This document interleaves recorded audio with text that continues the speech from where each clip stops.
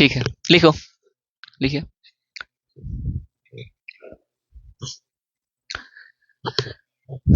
लिखिए, दिल्ली सल्तनत की तकनीकी विकास। दिल्ली सल्तनत की तकनीकी विकास।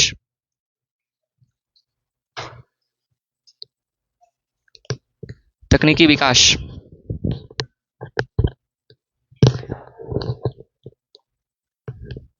दिल्ली सल्तनत की तकनीकी विकास,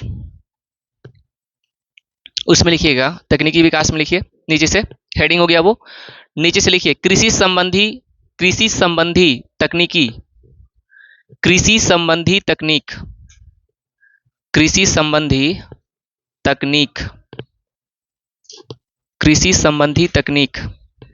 उसमें डैश देके लिखिए बीज वपित यंत्र, बीज वपित यंत्र, बीज वपित यंत्र, बीज बोने वाला यंत्र, बीज वपित यंत्र।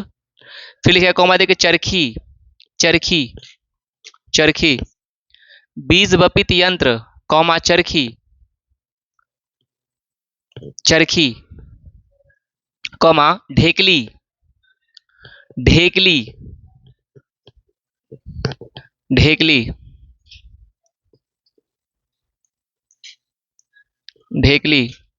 ये सिंचाई यंत्र होता है, आप चाहें तो आप ब्रैकेट में लिख लीजिए सिंचाई यंत्र, सिंचाई यंत्र, ढेकली यानी कि सिंचाई यंत्र। ठीक, ढेकली जानते हैं कैसा होता है?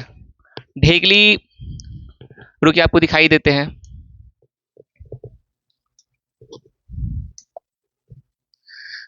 आज आपको वैसे भी बहुत सारा चीज दिखाना ही है हमको।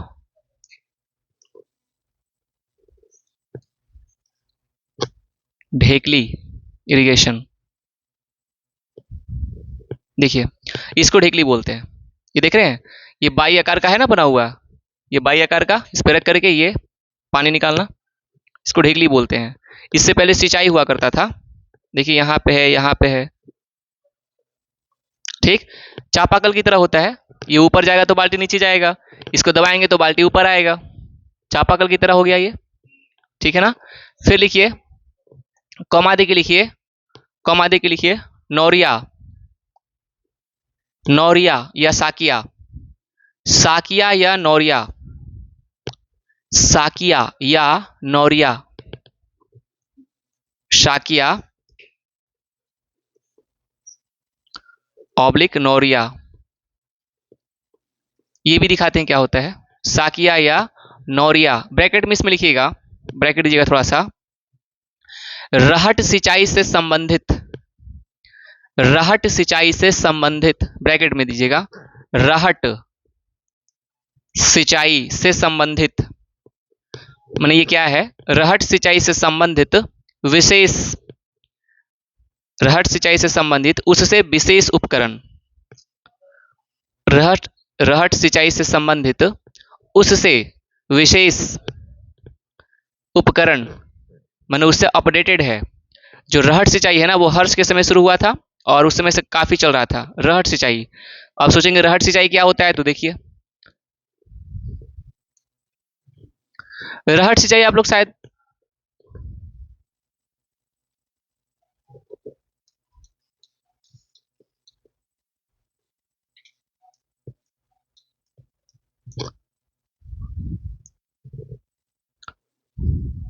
ये देखिए, ये होता है रहट सिंचाई।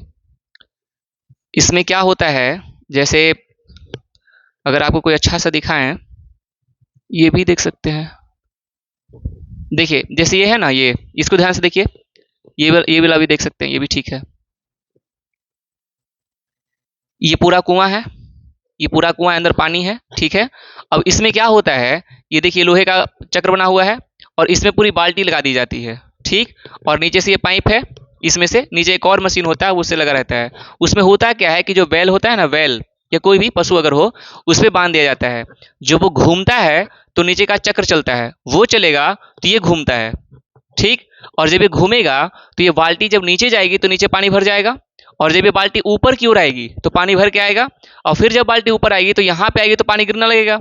देखिए पानी गिर रहा है, ये देखिए, देखिए पानी गिर रहा है ना उस साइड में, बाल्टी की एक तरफ छेद रहता है, उससे पानी उधर गिर जाएगा, और ये सारी जो पानी गिर रही है यहां से ना लंबा दूर तक रहता है, वो पानी कहां चला जाएगा? खेत में। वो पानी कहां चला जाएगा? खेत में।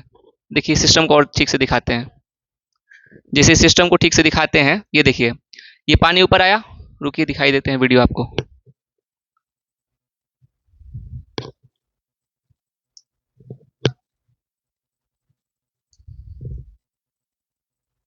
जैसे अगर हम इसको दिखाएं,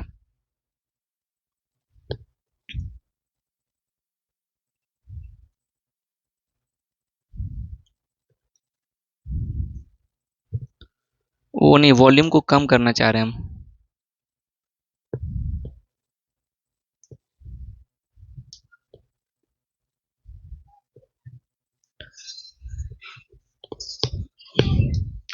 वो नहीं कर रहे हैं, वॉल्यूम कम करना चाह रहे हैं। अच्छा यहाँ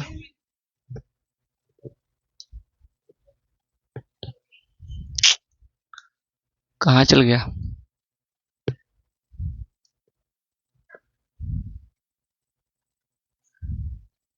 देखिए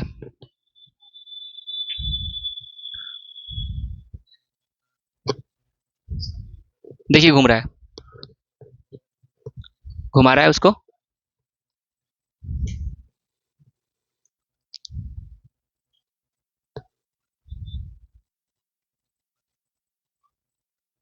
देखिए पानी ज्यादा होगा, खेत में चला जाएगा। ये देखिए मशीन घूम रहा है, घूम रहा है ना, उसी ये चलेगा।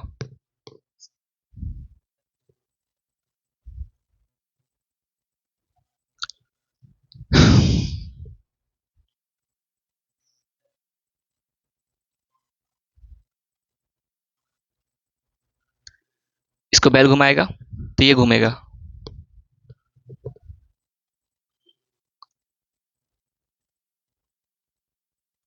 रेगिस्तान इलाका है तो ऊंट रहेगा।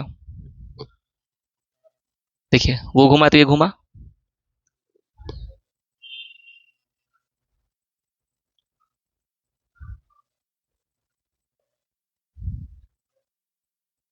देखिए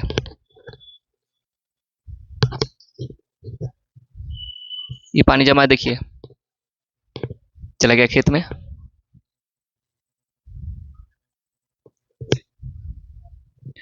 नलकूप या है ना व्यवस्था उस टाइप का, ये खेत में पानी जा रहा हुआ।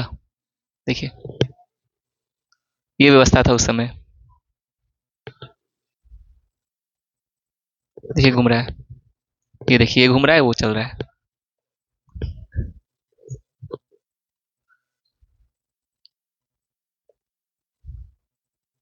हो गया, ठीक है।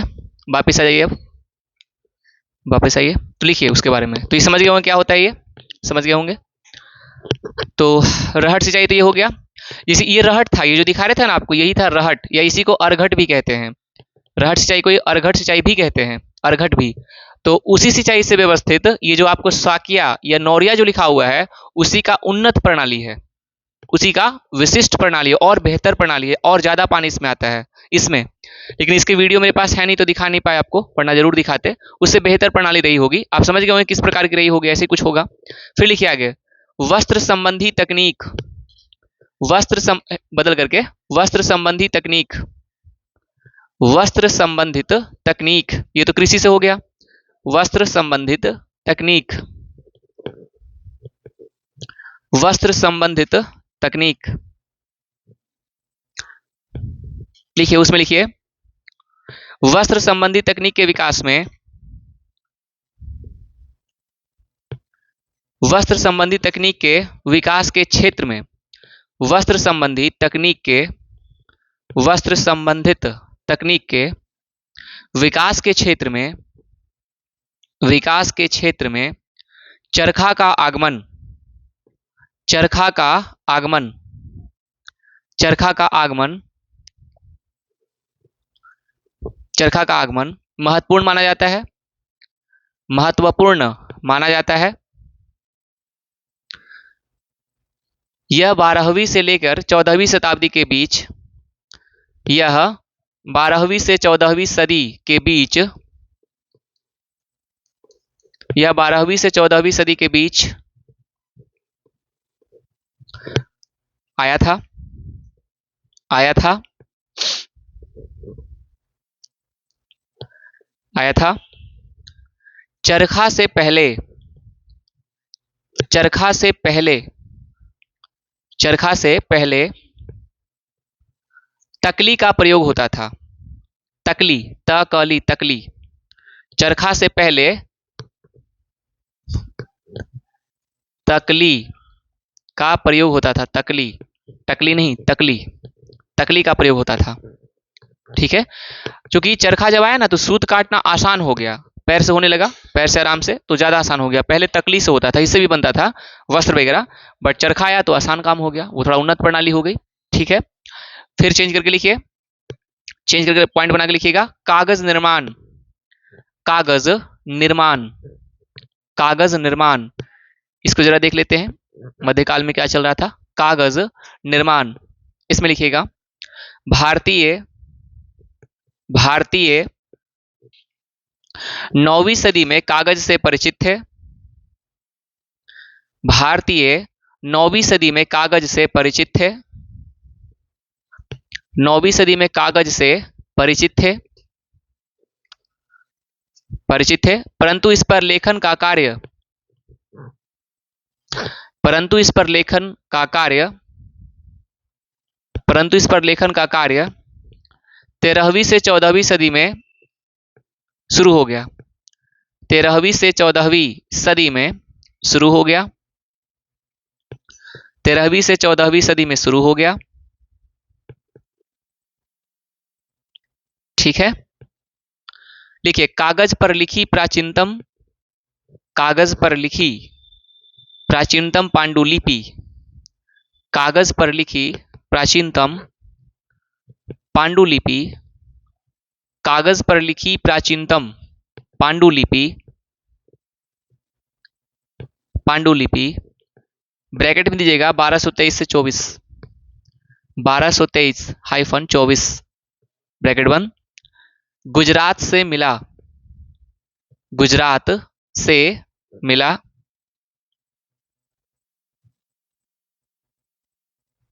फिर पॉइंट वाले लिखिएगा उसी में।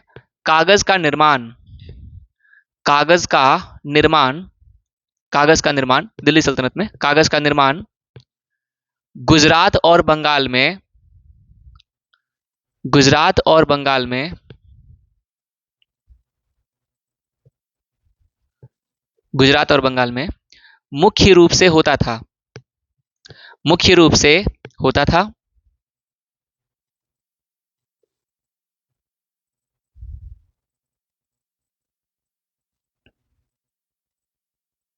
ठीक है, पॉइंट चेंज करके अब लिखिएगा भारत में, भारत में पटाखे का उपयोग,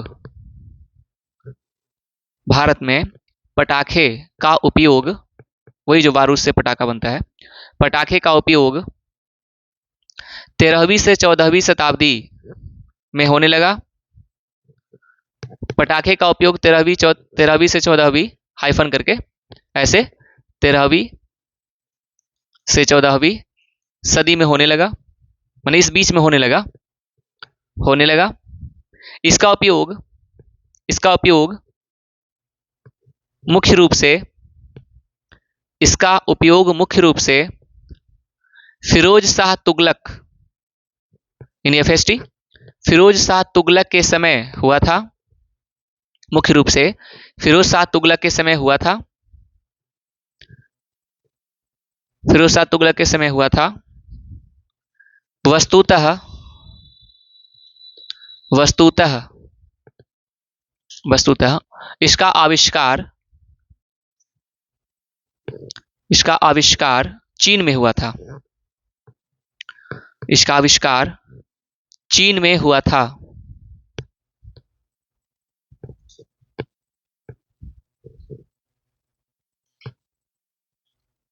ठीक है, ये आपका हो गया। अब लिखिएगा, ये हो गया ना, अब लिखिएगा कारखाना, कारखाना, कारखाना। दिल्ली सल्तनत में कारखाना को देख लेते हैं थोड़ा सा। कारखाना, और लिख करके नीचे लिखिएगा पॉइंट में, दिल्ली सल्तनत में, कारखाना में लिखिएगा दिल्ली सल्तनत में कई सारे कारखाने, दिल्ली सल्तनत में कई कारखाने स्थापित किए गए, स्थापित किए गए, विशेषकर विशेषकर विशेषकर शाही परिवार, विशेषकर शाही परिवार, शाही परिवार व अधिकारियों के लिए, वह अधिकारियों के लिए, जो शाही परिवार या अधिकारी जो होते थे ना उनके लिए, वह अधिकारियों के लिए, अधिकारियों के लिए कारखाने बनाए गए, कारखाने बनाए गए। ये दो प्रकार के होते थे, जो कारखाना होता था ना दो प्रकार का होता था, कारखाना जो होता था ना दो प्रकार का,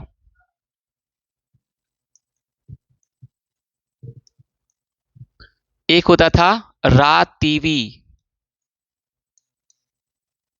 और दूसरा होता था आपको गैर रातीवी। इसमें आप लिख सकते हैं निश्चित वेतन मिलता था। देखिए इसको ऐसे ही बना लीजिए, कोई दिक्कत नहीं है, ऐसे ही बना लीजिए। इस अच्छा ये छूट गया, इसमें लिखिए कार्य के अनुसार वेतन मिलता था।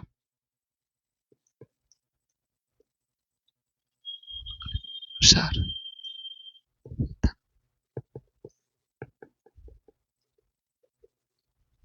लिखिए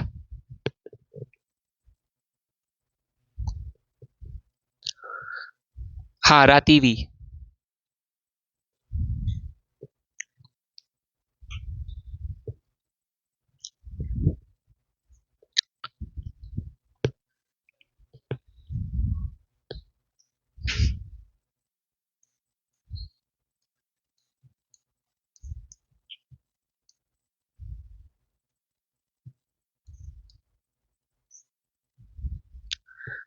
तो दो प्रकार का कारखाना है सल्तनत काल में, एक का नाम है रातीवी, दूसरा कौन है गैर रातीवी। ज्यादातर शाही परिवार जो अधिकारी होते थे ना उनके लिए ये बनाया जाता था स्पेशली। और क्यों बनाया जाता होगा आप लोग जानते ही होंगे, भोग विलास उन्हीं के लिए बनता होगा। इससे सुल्तान को काफी आय में, इनकम में वृद्धि भी होती थी, क्योंकि महंगे सामान होते हैं ना तो आय तो होगा टैक्स लगा करके। एक कौन है रातीवी, दूसरा कौन है गैर रातीवी। रातीवी जो कारखाना होता था इसमें क्या होता था कि निश्चित वेतन मिलता था। निश्चित वेतन का मतलब हुआ कि आपको पैसे उतना मिलेंगे ही मिलेंगे, फिक्स है। आप काम कितना करते हैं, ज्यादा करते हैं कम करते हैं उससे फर्क नहीं पड़ता, आपको निश्चित वेतन मिलेगा। जैसे जो सर्विस होती है, आप सर्विस में तो यही देखते हैं ना, आप कोई ऑफिसर बहुत ज्यादा काम कर रहे हैं, कोई थोड़े कम काम कर रहे हैं, वेतन तो बराबर ही मिलेगा, है ना। तो वो रातीवी जैसा हो गया। दूसरा था गैर रातीवी, आप इसको प्राइवेट से तुलना कर सकते हैं। इसमें देखिए कार्य के अनुसार वेतन मिलता है, प्राइवेट में तो यही होता है, अगर आप बहुत बेहतर काम करेंगे तो वेतन बढ़ जाएगा, कम करेंगे तो घट जाएगा, निष्कासित भी किए जा सकते हैं आप अगर कम करेंगे तो ये दो प्रकार के कारखाने थे। ठीक, कारखाना होता बनता क्या होगा, वही भोग विलास वाली चीजें, क्योंकि अब शाही परिवार के लिए बन रहा है तो आप समझ ही सकते हैं भोग विलासिता वाली चीज ही बन सकती है इसमें। फिर लिखिएगा कारखाने की देखरेख, कारखाने की देखरेख, कारखाने की देखरेख, कारखाने की देखरेख मुतसर्रिफ, ये यहां पे है ना मुतसर्रिफ, मुतसर्रिफ नामक अधिकारी करता था। कारखाने की देखरेख मुतसर्रिफ नामक अधिकारी करता था।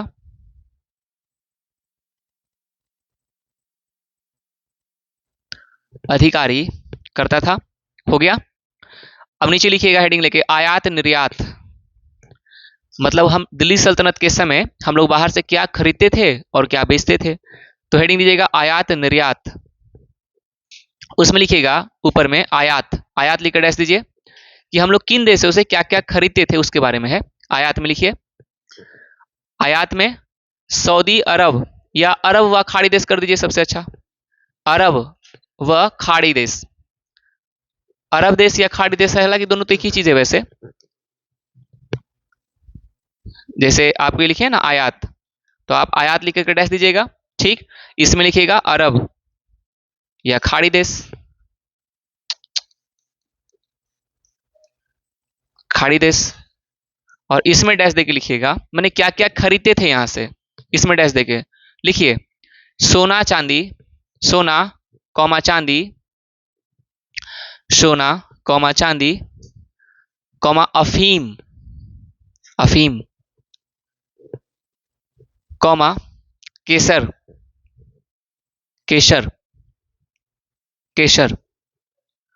और फिर सऊदी अरबिया खाड़ी देश के नीचे लिखिएगा अफ्रीका, मैंने अफ्रीका से क्या क्या हम लोग खरीदते थे। इसके नीचे फिर लिखिएगा अफ्रीका, ये हुआ ना पहला, नीचे लिखिए पॉइंट देकर अफ्रीका, डैश दीजिएगा कि अफ्रीका से हम लोग क्या खरीदते थे। अफ्रीका में लिखिएगा हाथी दांत, अफ्रीका में लिखिएगा हाथी दांत, हाथी दांत, हाथी के जो दांत होते हैं ना वो हाथी दांत। क्योंकि अफ्रीका में शिकार काफी ज्यादा अभी भी होता है, विकसित नहीं है, इस वजह से। लिखिए पॉइंट बदल के एक लिखिएगा, पॉइंट एक लिखिएगा उसी में देवल, देवल, देवल, देवल, देवल, देवल। अब तो ये पाकिस्तान में पड़ेगा देवल, इसके बारे में लिखिए देवल। देवल अंतरराष्ट्रीय व्यापार का, देवल अंतरराष्ट्रीय व्यापार का प्रमुख बंदरगाह था, देवल अंतरराष्ट्रीय व्यापार का प्रमुख बंदरगाह था। जब सामान वहां से आयात होता था ना, तो यहीं पे काफी ज्यादा सामान उतरता होगा। ठीक, फिर पॉइंट बदल के एक और पॉइंट लिखिएगा अनहिलवाड़, अनहिलवाड़ गुजरात में पड़ेगा ये, अनहिलवाड़, अनहिल बाड़ गुजरात में पड़ेगा, अनहिलवाड़, अनहिलवाड़। कुछ में गुजरात लिख भी सकते हैं। व्यापारियों का, व्यापारियों का तीर्थ स्थल कहलाता था, व्यापारियों का तीर्थ स्थल कहलाता था, तीर्थ स्थल कहलाता था। ठीक है, हो गया। अब लिखिए निर्यात, ये तो होगा जो हम लोग खरीदते थे। अब लिखिए निर्यात, निर्यात, निर्यात में लिखिए लाहौर व बयाना, लाहौर व बयाना, यानी कि लाहौर और बयाना, बयाना, लाहौर और बयाना नील उद्योग के महत्वपूर्ण केंद्र थे, नील उद्योग के महत्वपूर्ण केंद्र थे। नील कपड़ों की रंगाई के लिए नील उद्योग के महत्वपूर्ण केंद्र थे। अच्छा, बयाना जानते कहां पड़ता है? राजस्थान में पड़ेगा ये आपको। लाहौर तो जानते ही हैं, पाकिस्तान में। इसको लिखिए राजस्थान कि बयाना मैंने है कहां, तो राजस्थान में पड़ेगा ये। नील उद्योग के महत्वपूर्ण केंद्र थे। ठीक है, निर्यात में और क्या लिखिएगा? लिखिए चीनी, चीनी ईरान फ्रांस आदि को निर्यात किया जाता था। चीनी लिखकर डैश दे दीजिए, ईरान फ्रांस हो गया। निर्यात ऊपर लिखी दी है कि बेचने वाली बात हो रही है, ईरान फ्रांस इत्यादि। और तो कुछ खास ऐसा है नहीं जो आपको इसमें लिखवाएं,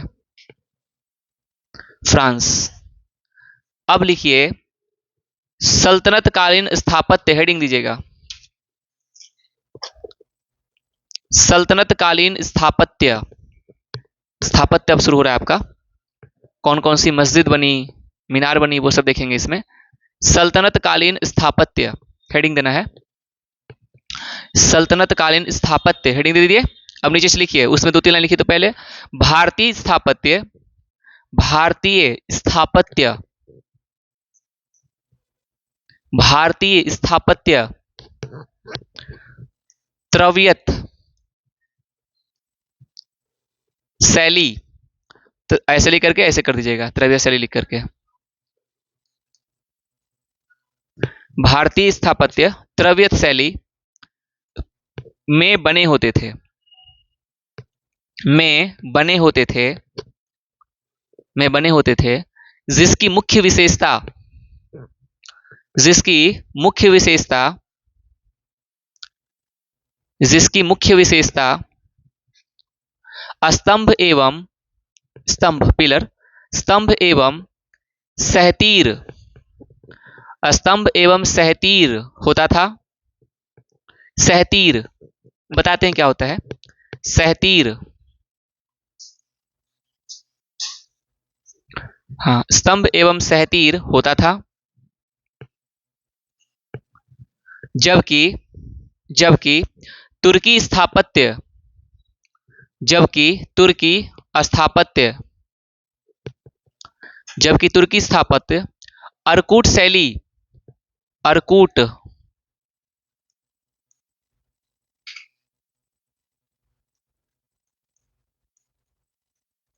अर्कूट शैली जबकि तुर्की स्थापत्य अर्कूट शैली में बने होते थे, अर्कूट शैली में बने होते थे। जिसकी विशेषता जिसकी विशेषता जिसकी विशेषता गुंबद एवं जिसकी विशेषता गुंबद एवं मेहराब होता था, गुंबद एवं मेहराब होता था, मेहराब होता था, गुंबद एवं मेहराब होता था। ठीक। इन दोनों शैलियों इन दोनों शैलियों के मिश्रण से इन दोनों शैलियों के मिश्रण से इंडो इस्लामी शैली का विकास हुआ। इंडो इस्लामी शैली का विकास हुआ। इन दोनों को मिलाकर के इंडो इस्लामी शैली का विकास हुआ। ठीक हो गया। इंडो इस्लामी शैली का विकास हुआ। समझाते हैं ये सब क्या है। ठीक है। अब पॉइंट बदल के एक और लिखिए तो पित्रादुरा, पित्रादुरा वैसे ही मुगल कालीन स्थापत्य है, लेकिन आपको यहां समझा देते ताकि आप कंफ्यूज ना हो जाए बाद में, क्योंकि आपसे सवाल इस पे बहुत सारा बन सकता है। पित्रादुरा शैली आपको हम एक साथ सब समझा देते हैं, इमेज में ही दिखा देते हैं आपको सारा, ज्यादा अच्छा समझ में आ जाएगा। पित्रादुरा शैली, इसके सामने लिखिएगा मुगल कालीन स्थापत्य, मुगल कालीन स्थापत्य की, मुगल कालीन, ये पित्रादुरा के सामने लिखिएगा मुगल कालीन, मुगल कालीन, मुगल कालीन स्थापत्य शैली थी, मुगल कालीन स्थापत्य शैली थी। ठीक है। ब्रैकेट में लिखिए, ब्रैकेट में सफेद संगमरमर के बीच, सफेद संगमरमर के बीच रंगीन पत्थर को जोड़ना, रंगीन पत्थर को जोड़ना, नक्काशी करना, रंगीन पत्थर को जोड़ना, रंगीन पत्थर को जोड़ना।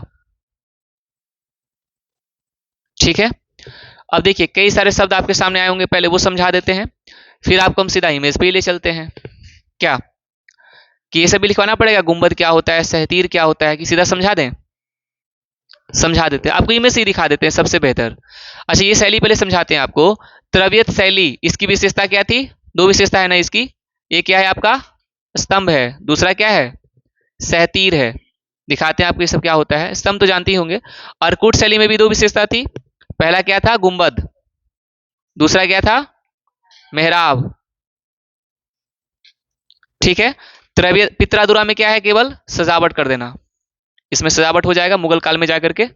तो दिल आपसे देखिए कई सवाल बन सकते हैं, पूछेगा आपसे कि दिल्ली सल्तनत में इनमें से कौन सी शैली नहीं थी? तो कौन सी शैली नहीं थी? पित्रादुरा, ये तो मुगल काल का है ना, जो आगे पढ़ाएंगे आपको। क्योंकि यहां आपको हम इसलिए लिखवाए हैं ताकि आपको स्पष्ट हो जाए ठीक से कि ये होता क्या था एक साथ।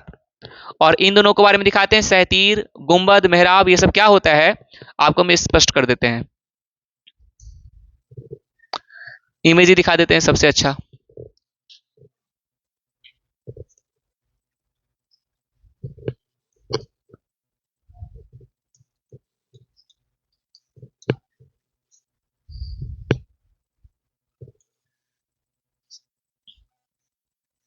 ये देखिए, देखिए ये गुंबद हो गया आपका, देख रहे हैं ना, ये देख रहे हैं,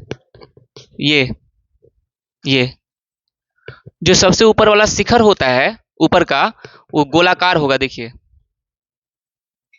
देखिए है ना गोलाकार सब जगह, ये गुंबद होता है। स्पष्ट हुआ, ये गुंबद हो गया। दूसरा क्या था आपका, सहतीर। सहतीर तो सहतीर सहतीर तो आप लोग जानते होंगे, जैसे सहतीर इसमें अगर आपको दिखाएं यहाँ पे भी, तो सीमेंट के अंदर हो गया। जैसे कड़ी होता है ना, लकड़ी वाले घर में कड़ी या लोहे का जो रॉड वगैरह बीच में छत में रहता है, उसको सहतीर कहते हैं। ठीक है, उसी को बोलते हैं सहतीर। जैसे सहतीर इसमें अगर आपको हम दिखाएं, नहीं नहीं, ये सहतीर का अर्थ, ये सहतीर का मतलब ही नहीं समझ पाया।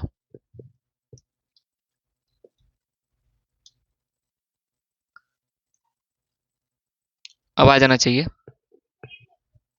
हाँ ये देखिए, ये देखिए, ये रहा, देखिए, इसको सहतीर कहते हैं। जो मुख्य पार्ट होता है ना बीच में, जिसे पूरा घर टिका होता है, वो सहतीर ही होता है। पहले लकड़ी का, अब आपको स्टील का, लोहा का, तो सीमेंट के बीच में छड़ होता है ना, वही सहतीर हो गया। मुख्य भाग नहीं होता है बीच में, जिसे पूरा घर टिका होता है, वो उसी को सहतीर कहते हैं। देखिए बना हुआ है सहतीर। और आपको क्या था इसमें, मेहराब, हाँ वो देखिए,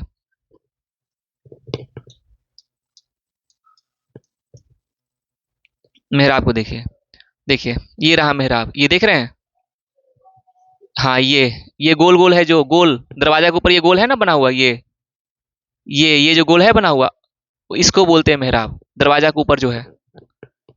देखिए, ये देखिए, ये देखिए, ये मेहराब बोलते हैं इसको। ये देखिए, ठीक। अगर सबसे ऊपर छत पे बना हुआ होता तो गुंबद, दिखाए थे अभी आपको गुंबद गोल जैसा, और दरवाजा में हो तो मेहराब। स्पष्ट हुआ, ठीक। अब आपको रह गया था पितरादुरा ना। देखिए पितरादुरा में ज्यादा फर्क नहीं है।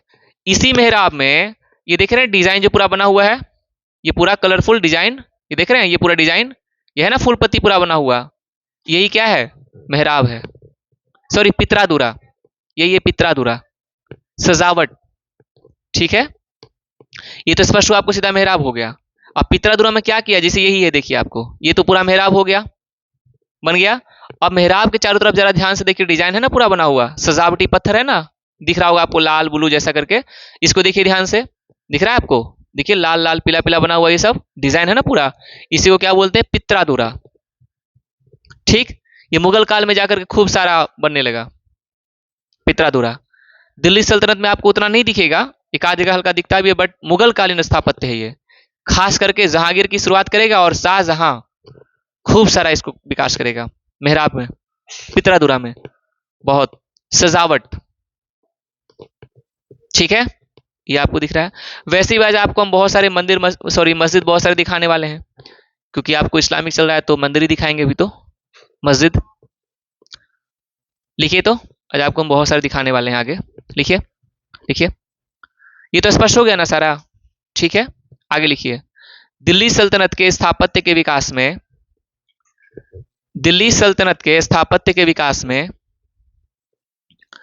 दिल्ली सल्तनत के स्थापत्य के विकास में, दिल्ली सल्तनत के स्थापत्य के विकास में शासकों की भूमिका, शासकों की भूमिका, शासकों की भूमिका, दिल्ली सल्तनत के स्थापत्य के विकास में शासकों की भूमिका, शासकों की भूमिका। और इसमें पहला लिखना है, इसमें पहला लिखना है कुतुबुद्दीन ऐबक। पहला लिखिए कुतुबुद्दीन ऐबक, कुतुबुद्दीन ऐबक। ठीक, पहला किसने क्या क्या बनाया, कुतुबुद्दीन ऐबक के बारे में लिखवा रहे हैं आपको।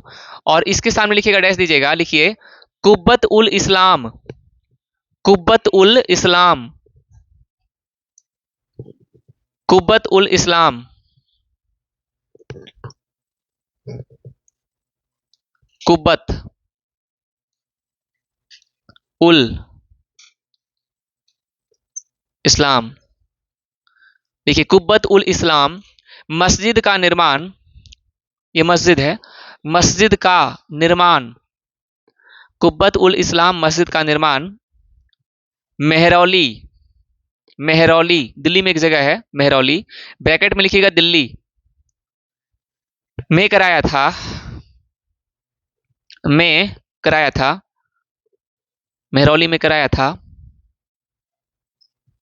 में कराया था। फिर लिखिएगा कुतुब मीनार का निर्माण भी, कुतुब मीनार का निर्माण भी, कुतुब मीनार का निर्माण भी मेहरौली में ही करवाया था, कुतुब मीनार का निर्माण भी मेहरौली में ही करवाया था।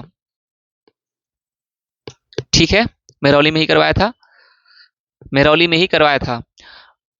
ठीक है, मेहरौली में ही करवाया था, मेहरौली में ही करवाया था।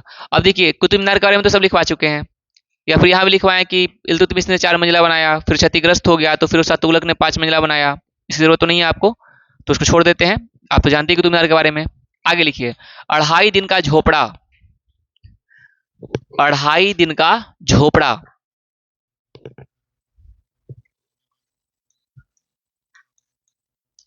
2.5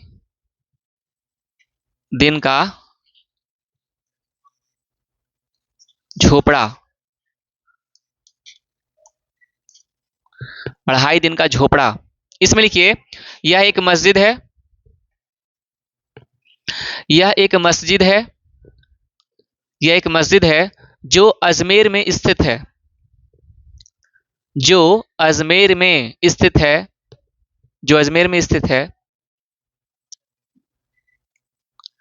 जो अजमेर में स्थित है। इसका निर्माण, इसका निर्माण 2.5 दिन में हो गया था, इसका निर्माण 2.5 दिन में हो गया था, 2.5 दिन में हो गया था। ठीक, इसलिए नाम ही पड़ेगा 2.5 दिन का झोपड़ा, 2.5 दिन में हो गया था इस वजह से। ठीक है, दूसरा लिखिए, अब दूसरा लिखिए इल्तुतमिश, दूसरा शासक इल्तुतमिश, इल्तुतमिश, और इसके सामने लिखिए, इल्तुतमिश के सामने लिखिएगा, लिखिए इल्तुतमिश ने अपना मकबरा, इल्तुतमिश ने अपना मकबरा, इल्तुतमिश ने अपना मकबरा, मकबरा का निर्माण, का निर्माण, का निर्माण हौज ए शमसी, हौज ए शमसी, हौज ए शमसी के नाम से करवाया था, के नाम से करवाया था, के नाम से करवाया था। अच्छा, कुब्बत उल इस्लाम जो आपको हम लिखवाए हैं ऊपर में, कुब्बत उल इस्लाम मस्जिद लिखवाया है ना, उसमें एक पॉइंट थोड़ा सा जोड़ दीजिएगा, छोटा सा पॉइंट है, सिर्फ इतना लिख दीजिए कि यह तुर्कों द्वारा निर्मित प्रथम स्थापत्य था। कुब्बत उल इस्लाम था ना, उसमें थोड़ा सा एक लाइन जोड़ दीजिए, यह तुर्कों द्वारा निर्मित, यह तुर्कों द्वारा निर्मित, तुर्कों द्वारा निर्मित प्रथम स्थापत्य था। क्योंकि यह सवाल बन सकता है और अच्छा सवाल बनेगा इस पे, प्रथम स्थापत्य था। कुब्बत उल इस्लाम था ना, वहां पे लिखवाया था ना शुरू में, सबसे पहला लिखवाए होंगे कुब्बत उल इस्लाम, उसी में जोड़ देना है, उसी के बारे में है। यह तुर्कों द्वारा, उसी में जोड़ना है, यह तुर्कों द्वारा, यह तुर्कों द्वारा निर्मित, यह तुर्कों द्वारा निर्मित प्रथम स्थापत्य था, निर्मित, निर्मित प्रथम, प्रथम स्थापत्य था, स्थापत्य था, हो गया, स्थापत्य था। ठीक है, चलिए आगे लिख रहे थे, कहां लिखवाए थे आपको, हाँ हौज शमसी से ना करवाया था। दूसरा इसमें एक और पॉइंट लिखिए, सुल्तानगढ़ी का मकबरा, सुल्तानगढ़ी का मकबरा, ये भी दिल्ली में ही है, सुल्तानगढ़ी का मकबरा, सुल्तानगढ़ी का मकबरा। इसमें लिखिएगा ब्रैकेट में तुर्क शासक के द्वारा तुर्क शासक के द्वारा तुर्क शासक के द्वारा निर्मित तुर्क शासक के द्वारा निर्मित प्रथम मकबरा प्रथम मकबरा मकबरा क्या होता है? जैसे जो कब्र होता है ना, तो कब्र के ऊपर जो इमारत बनाई जाती है उसको क्या बोलते हैं? मकबरा। ठीक है, कब्र के ऊपर ये ज्यादातर सुल्तान वगैरह होते थे ना, उनको ज्यादा बनता था, क्योंकि जो सामान्य आदमी होगा उसके लिए तो मकबरा बनाना अपना घर ही नहीं होता, वो क्या कब्र के ऊपर मकबरा बनाएगा? तो जो बड़े बड़े लोग होते हैं वही ज्यादातर बनाते हैं। ठीक है, उसको मकबरा कहते हैं। इल्तुतमिश का आपका हो गया। तीसरा लिखिए बलवन का, बलवन। तीसरा लिखिए बलवन। बलवन, बलवन लिखिए, बलवन के सामने लिखिएगा। इसका निर्माण बलवन का हाँ ठीक है, इसका निर्माण ब्रैकेट में कर दीजिए बलवन का मकबरा। ब्रैकेट में लिखिएगा बलवन का मकबरा। तो बस फर्स्ट लाइन हो गया, किसका निर्माण हो रहा है, ब्रैकेट बंद। तो इसका निर्माण दिल्ली में बलवन ने खुद करवाया था। हाँ, बलवन ने खुद करवाया था। बलवन ने खुद करवाया था। इसी में लिखिएगा, इसमें सर्वप्रथम, ये जो मकबरा है इसमें सर्वप्रथम वैज्ञानिक पद्धति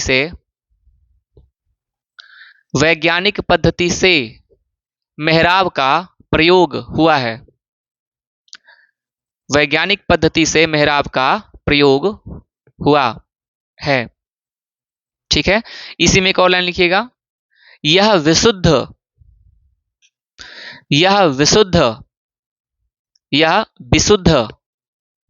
माने बहुत शुद्ध, यह विशुद्ध इस्लामिक शैली में निर्मित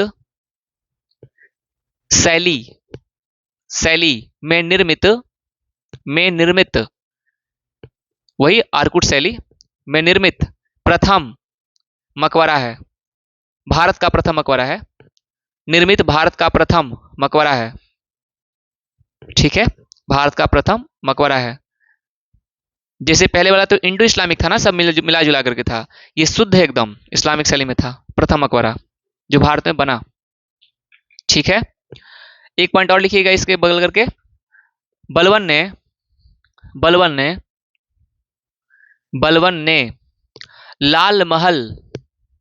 लाल महल दिल्ली में ही पड़ेगा ये भी।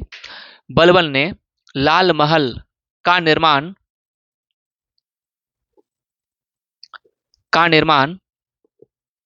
दिल्ली में ही करवाया था।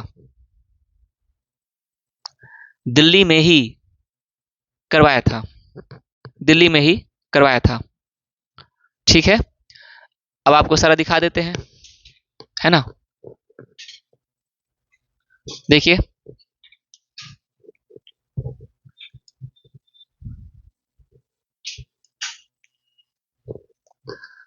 पहला कौन था आपका, कुब्बत उल इस्लाम मस्जिद था, है ना।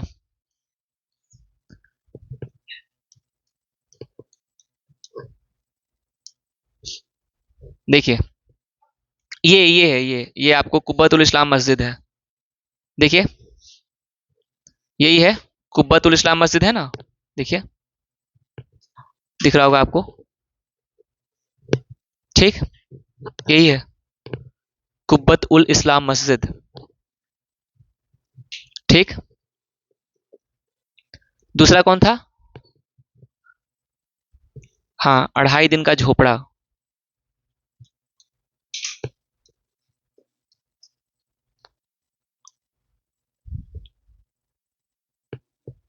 ये देखिए, ये है आपको 2.5 दिन का झोपड़ा।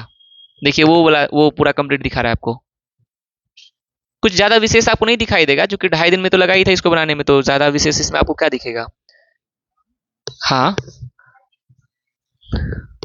इसी वजह से भी फेमस है, ये देखिए आसपास में तो अब बहुत सारे गांव शहर बस गए हैं और यही है आपको पूरा बना हुआ। तो कभी आपको खेल कूद करने का मन हो तो यहाँ कर सकते हैं। क्या वैसे भी यहाँ पे जाने का एक शौक तो होगा ना, एक रहता तो है ही, तीर्थ स्थल तो वैसे है ही। अब घूमने के लिए सारे तो तीर्थ स्थल ही लगते हैं हमको, तो कहीं भी जाएं, मंदिर हो या मस्जिद, तीर्थ स्थल तो लगते ही हैं। और इस तरह का विशेष जब इमारत होता है तो ज्यादा अच्छा लगता है ना। पर्यटन स्थल तो है ना, तीर्थ स्थल ना सही, पर्यटन स्थल तो है।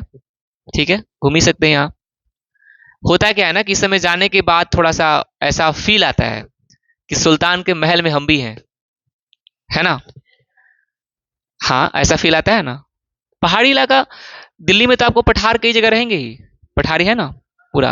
हाँ, ये तो राजस्थान का है। दिल्ली में भी जो आपको राष्ट्रपति भवन है ना, वो तो पहाड़ी इलाका पे ही है ना, वो सब पहाड़ी पे ही रहते हैं वो। ये तो अजमेर का है, आप ये तो आपको राजस्थान का है। ठीक है, इसके अलावा आपको क्या लिखवाए थे और? कुतुब मीनार तो आप देख ही चुके हैं। हौज ए शमसी,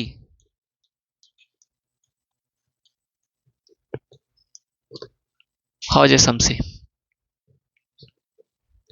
ये देखिए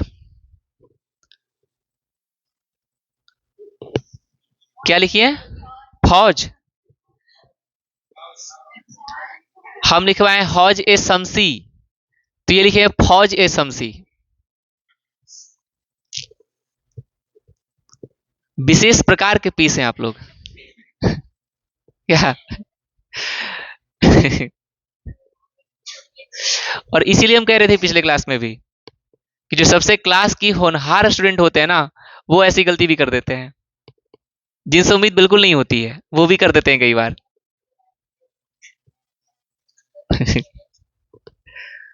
देखिए यही है हौज ए शमसी। देखिए, तो कभी सेल्फी लेने का मन हो तो जा सकते हैं, अच्छी जगह है। कल भी तो आप लोग यही कर रहे थे। स्टेटस तो सबका आता ही है, तो दिख ही जाता है हमको, स्टेटस में ही चल रहा था। पीछे जो मूर्ति है उनकी फोटो ठीक से आए या नहीं आए, अपना चेहरा एकदम अच्छा आना चाहिए, है ना। जो पीछे मूर्ति है उनका चेहरा ठीक से स्पष्ट रूप से आए या नहीं आए, लेकिन अपना जरूर अच्छे से आना चाहिए। आजकल यही चलता है। 2-4 किलो मेकअप लगा लेने से क्या होगा, कुछ होगा? नहीं होगा ना। ये सब श्रृंगार में अच्छा लगता है, पूजा स्थल वगैरह में उतना अच्छा नहीं लगता है, कम से कम सरस्वती पूजा में तो नहीं ही लगता है। आप जैसे फेस्टिवल जो होता है, त्योहार होता है, तो वहां चलता है श्रृंगार, तो खैर आप लोग का है ही दिया हुआ प्रकृति का, वो अलग बात है। लेकिन कम से कम इन सब चीजों में नहीं लगता है कि पीछे मूर्ति है और जानबूझ करके सूअर जैसा चेहरा बना के बना रहे हैं, तो अच्छा तो नहीं लगता है क्या। ये हो गया आपका। ठीक है,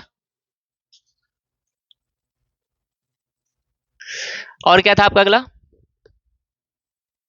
अगला कौन सा था? सुल्तानगढ़ी का मकबरा। सुल्तानगढ़ी का मकबरा आ ही गया।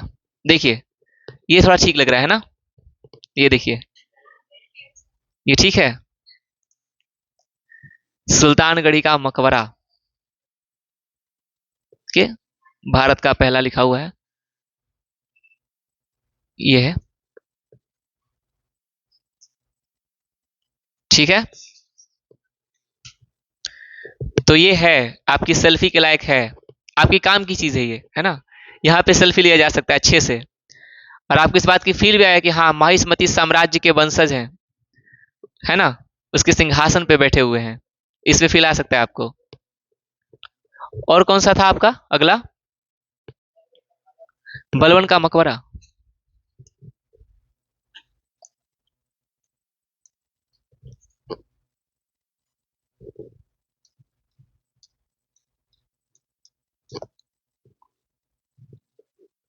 ये देखिए, ये है बलवन का मकबरा, मेहरौली।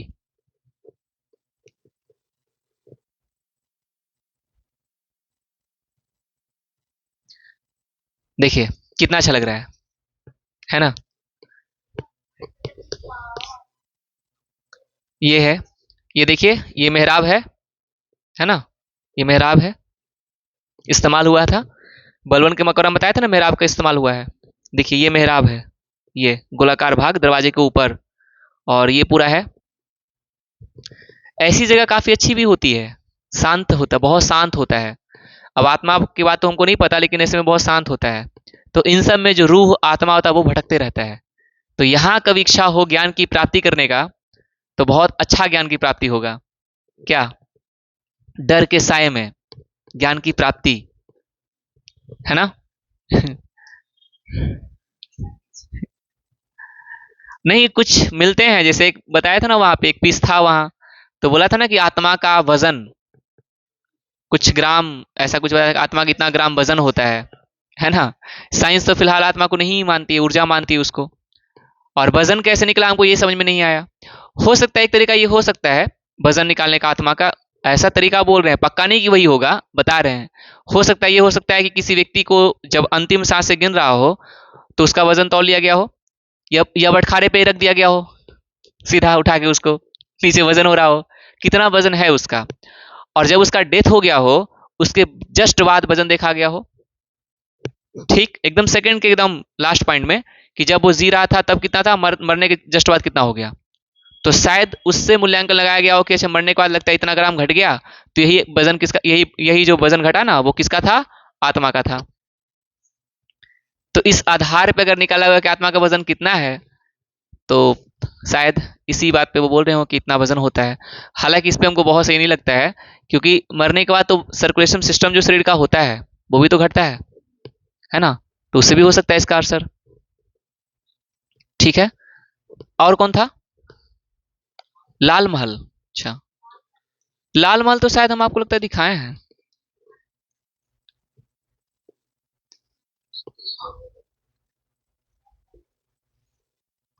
ये तो कुछ और ही दिखाने लगा।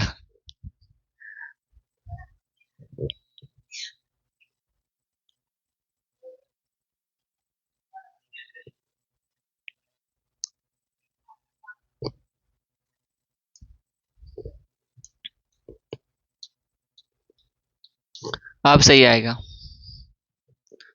ये है लाल महल, ये है, ये है लाल महल। देखिए मेहराब का भी इस्तेमाल हुआ है। लाल लाल तो दिख ही रहा है। वो बहुत पुराना था ना, अब तो चेंज हो गया होगा। दिख तो रहा है आपको?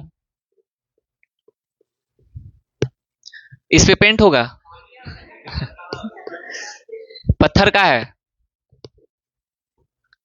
और क्या था आपका? हो गया? और कोई नहीं था? अच्छा, ठीक है। हमको लगा हौज एक खास भी होगा। वो तो कल पढ़ाएंगे आपको अलाउद्दीन खिलजी के बारे में, वो खिलजी ने बनाया था। ये देखिए बलवन का मकबरा यही है, मतलब ये कब्र है, सॉरी ये उसका कब्र है। मकबरा तो इसके ऊपर जो बना होता है उसको मकबरा कहते हैं, ये कब्र हुआ। इसी के ऊपर जो बिल्डिंग होती है उसको मकबरा कहते हैं। ये कब्र है। उसकी लाश होगी तो वो तो खत्म हो गया होगा, अब कहाँ से होगा? ठीक है, ये आपका वो हो गया। चलिए, ठीक है, ये आपका हो गया।